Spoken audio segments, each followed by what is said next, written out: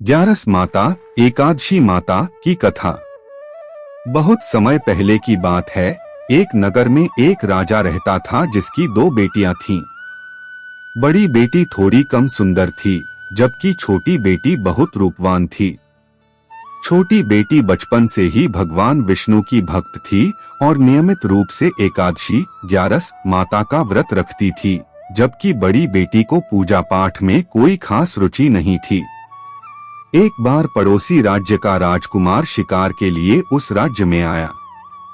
राजकुमार ने जब राजा की छोटी बेटी को देखा तो वह उसके रूप और गुणों पर मोहित हो गया और उससे विवाह करने की इच्छा प्रकट की। राजा ने सहमति दे दी। यह बात बड़ी बेटी को पता चली तो उसे बहुत ईर्ष्या हुई। उसने सोचा कि उसका विवाह पहले होना चाहिए था। ईर्ष्या के कारण उसने अपनी छोटी बहन के साथ षड्यंत्र करना शुरू कर दिया।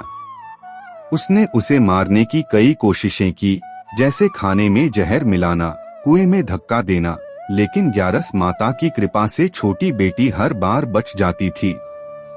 विवाह का दिन आया।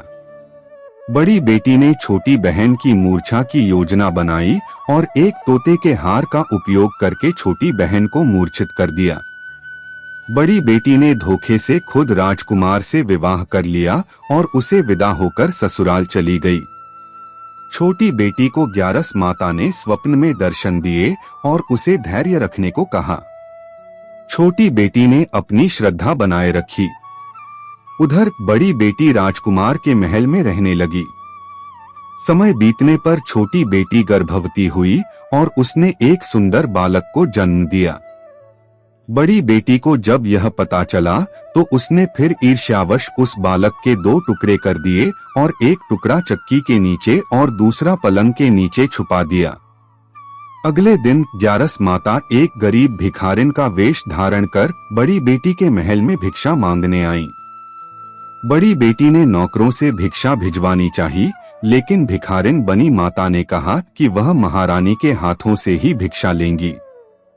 जब बड़ी बेटी स्वयं भिक्षा देने आई तो ग्यारस माता बिल्ली का रूप धारण कर अंदर गईं।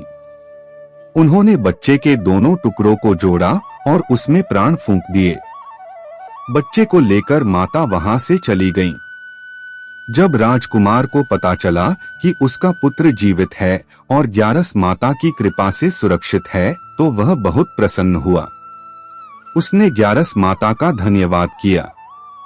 समय आने पर राजकुमार को बड़ी बेटी के सभी षड्यंत्रों का पता चला। उसे अपनी छोटी पत्नी की सच्ची भक्ति और ग्यारस माता के चमत्कारों का भी ज्ञान हुआ। राजकुमार ने बड़ी बेटी को दंडित किया और अपनी छोटी पत्नी को सम्मान के साथ महल में वापस लाया। इस कथा का सार यह है कि जो भी सच्चे मन से ग्यारस माता एकादशी का व्रत करता है, माता उसके सभी कष्टों को दूर करती हैं और उसकी रक्षा करती हैं। तो आज की कथा यही समाप्त होती है। आपको हमारे चैनल की वीडियो पसंद आती है तो चैनल को सब्सक्राइब करना ना भूले और बेल आइकन दबाना भी, ताकि आपको हमारे चैनल की लेटेस्ट आने वाली वीडियो सबसे पहले मिल सके। और जाते जाते कमेंट में राधे राधे लिखना ना भूले।